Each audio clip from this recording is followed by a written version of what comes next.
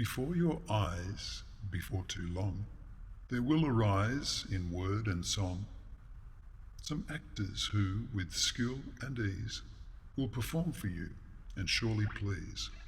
And if you have the ears to hear, from our tale there may appear a lesson, maybe two or three, a parable for you and me. If the lessons heard do be strong and make the trip, it won't take long until you surely stand upon the happy land beyond the sun.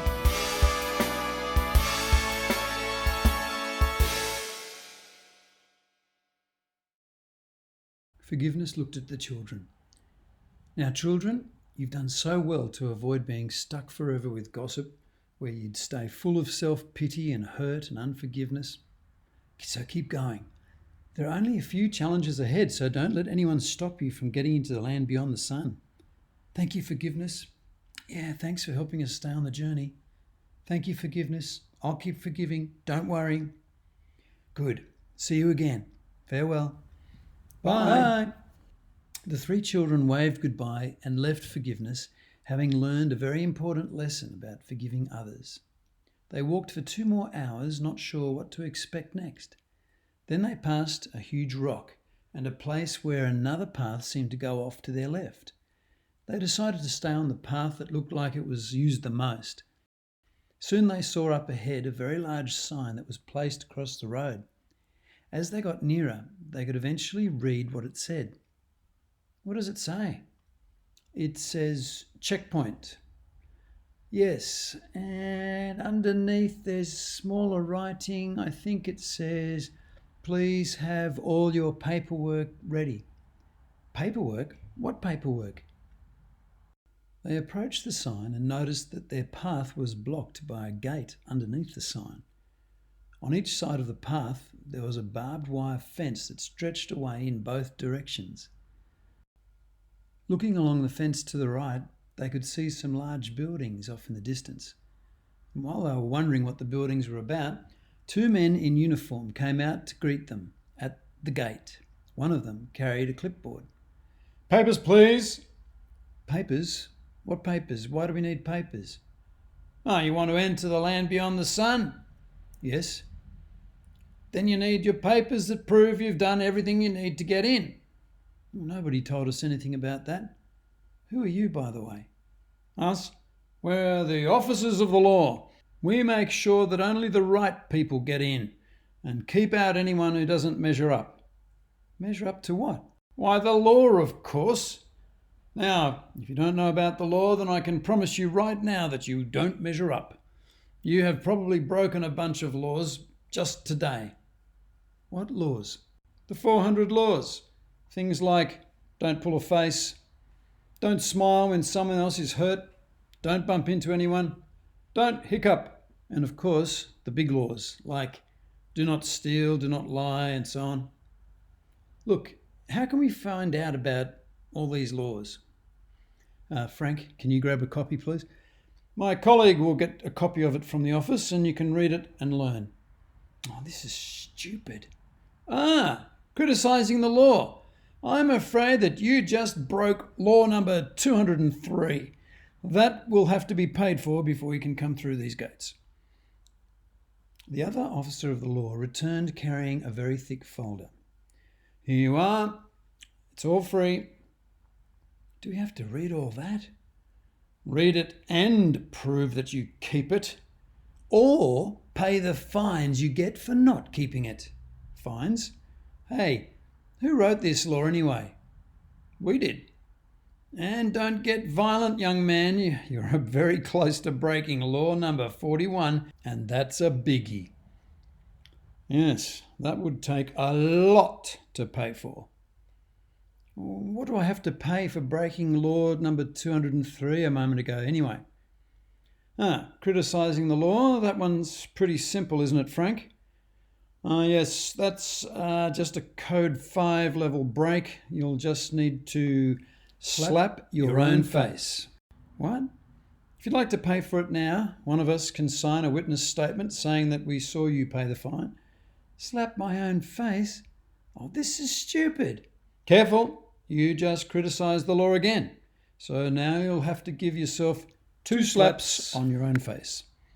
Hey, wait, Hannah. Excuse me. Once we've read the law, then what do we do? Good boy. Here you are. I'd like to give you 1 credit for being so polite. There you go. Thanks. Put that sticker on your papers for a better chance of success with your application. To answer your question, once you know the law, you fill out one of these application forms, and then an officer of the law will look over it and work out the fines you need to pay before you can come in. Then you just pay the fines, get your paperwork, and you're in. Simple. Oh, but I might not need to pay any fines. Oh, everyone has to pay fines. Nobody's perfect, are they? Might not need to pay any fines. Excuse me, how long is this going to take? The shortest time I've ever seen anyone take to pay all their fines was about 1 year. 1 year? Yes, took me 2 years and I never even stole anything. Oh, I stole heaps of things back in Tempest, mostly food because we didn't have any in our family. Well, that sounds like at least a few years' worth of fines just for you. And that's what those buildings over there are for. Inside them are hundreds of travellers like you, all paying fines off and trying to get every law perfect. That's where you'll be heading next. Can't you just let us through? Can we pay you something? What? You sound dangerously close to breaking law number 317, trying to bribe an officer of the law. Be very careful, young man. By the way, if we do pay all the fines and do all the paperwork, will that mean these burdens we are carrying will disappear? Frank? I don't think so. We haven't got any training in that sort of thing. Well, we want to get rid of them. We have to get rid of them. Is there no other way to get into the land beyond the sun? Not that I know of. Me either. I mean, there's always stories of other ways to get in, but they're just rumours, myths, fairy tales. What like? Frank, you would have heard about the bridge, wouldn't you? You know the story? Story of a bridge. Yes, that does ring a bell, Harry. I remember hearing something about that when I was a child, maybe. Yes, I remember hearing it when I was a child too, from a couple of my aunts and uncles, but now I'm an adult. I know they were really just too silly to know any better. Just a childish story. Well, what was the story about the bridge? Oh, it was something about an invisible bridge you can't see unless you step off a cliff and trust that the bridge will suddenly be there and catch you. Then it crosses to the land beyond the sun. Look, I'm not going to trust in anything unless I can see it, right? So I just trust myself and these black and white laws.